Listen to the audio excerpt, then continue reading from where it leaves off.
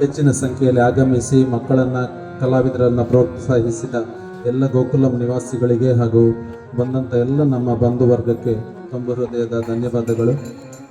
ನಮ್ಮ ಮಗಳು ಚಿಕ್ಕವಳಿದ್ದಾಗ ಅವಳ ಸಂಗೀತಾಭ್ಯಾಸವನ್ನು ಗುರುತಿಸಿ ವೇದಿಕೆ ಕೊಟ್ಟವರು ಶ್ರೀ ಪ್ರಭಾಕರ್ ರಾವ್ ಅವರು. ಇವತ್ತಿನ ಕಾರ್ಯಕ್ರಮಕ್ಕೆ ತಮ್ಮದೇ ಮನೆ ಕಾರ್ಯಕ್ರಮವೇನೋ ಎಂಬಷ್ಟು ಮುತುವರ್ಜಿಯಿಂದ ನಮಗೆ ಸಹಕರಿಸಿದ್ದಾರೆ. ಹಾಗೆಯೇ ಇಲ್ಲಿ ಕೃಷ್ಣ ಪ್ರಸಾದವನ್ನು ಅವರೇ ಪ್ರಾಯೋಜಿಸಿದ್ದಾರೆ ಕೂಡ. ಅದು ಅವರ ಡೆಡಿಕೇಶನ್ನ ಹೇಳುತ್ತೆ.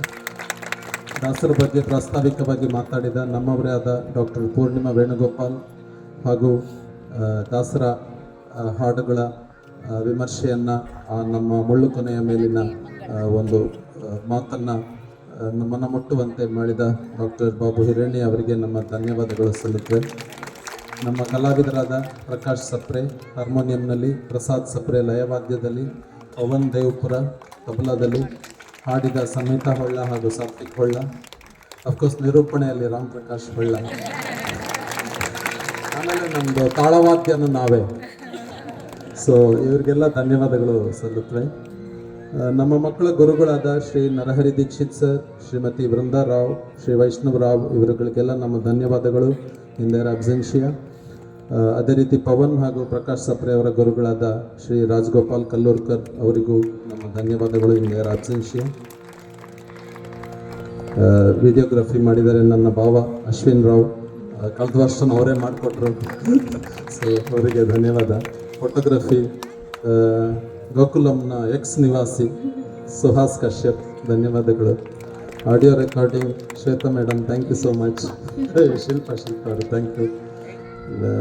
ಸ್ಟೇಜ್ ಸೆಟ್ಟಿಂಗಿಗೆ ಸಹಕರಿಸಿದ ಸುಜಯ್ ಕಾರಂತ್, ಸ್ಟೇಜ್ ಸೆಟ್ ಮಾಡಿ ಎಲ್ಲವೂ ಕಾರಣ, ಥ್ಯಾಂಕ್ ಯು ಸೋ ಮಚ್.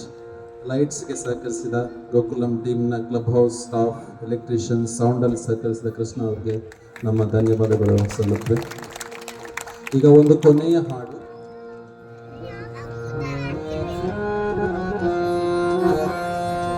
ಕೊನೆಯ ಹಾಡು ಕೇಶವ ಮಾಧವ ಗೋವಿಂದ ವಿಠಲೆಂಬ ದಾಸಯ್ಯ ಬಂದ ಕಣೆ ಅಂಥೇಳಿ. ನರಜನ್ಮ ಬಂದಿದೆ, ನಾಲಿಗೆ ಇದೆ, ಕೃಷ್ಣನ ನಾವು ಹೇಳ್ತಾ ಇಲ್ಲ, ಆಯುಷ್ಯ ಮುಗೀತಾ ಇದೆ. ನಮ್ಮ ಕಾರ್ಯಕ್ರಮದ ಕೊನೆ ಹಂತಕ್ಕೆ ಬರ್ತಾ ಇದ್ದೀವಿ. ಕೃಷ್ಣನನ್ನು ನೆನೆಯೋಣ. ದಾಸವಾಣಿಯ ಮುಖಾಂತರ ನಮ್ಮ ಮನೆಗಳಲ್ಲಿ ಹರಿನಾಮ ಸ್ಮರಣೆ ಚಿರವಾಗಿ ಉಳಿಯಲಿ. ಅದನ್ನು ದಿನವೂ ನೆನಪಿಸುವ ದಾಸಯ್ಯ ನಮ್ಮ ಮನೆಗೆ ದಿನಲೂ ಬರ್ತಾ ಇರಲಿ. ಈ ಹಾಡು ಅದೇ ಹೇಳುತ್ತೆ, ಕೇಶವ ಮಾಧವ ಗೋವಿಂದ ವಿಠಲ್ ಎಂಬ ದಾಸಯ್ಯ ಬಂದ ಕಣೆ ಅಂತ. ಎವ್ರಿ ಡೇ ದಾಸಯ್ಯ ಮನೆಗೆ ಬರ್ತಾ ಇರಬೇಕು, ಅಂದರೆ ನಾವು ದಾಸಯ್ಯನ ಹಾಡನ್ನು ಹಾಡ್ತಾ ಇರಬೇಕು ಅನ್ನೋ ಒಂದು ಒಳ್ಳೆಯ ಸಂದೇಶವನ್ನು ಈ ಹಾಡು ಕೊಡುತ್ತೆ. ಸಿಂಧು ಭೈರವಿ ರಾಗದಲ್ಲಿದೆ. ನಮ್ಮ ಶಾಸ್ತ್ರೀಯ ಸಂಗೀತದ ಪರಂಪರೆಯಲ್ಲಿ ಸಿಂಧು ಭೈರವಿ ಅನ್ನೋದು ಕೊನೆಯ ರಾಗ. ಅದು ಅಂತ ನನಗೆ ಪ್ರಕಾಶ್ ಹೇಳಿದ್ರು, ಅದನ್ನು ನಿಮ್ಗೆ ಹೇಳ್ತಾ ಇದ್ದೀನಿ.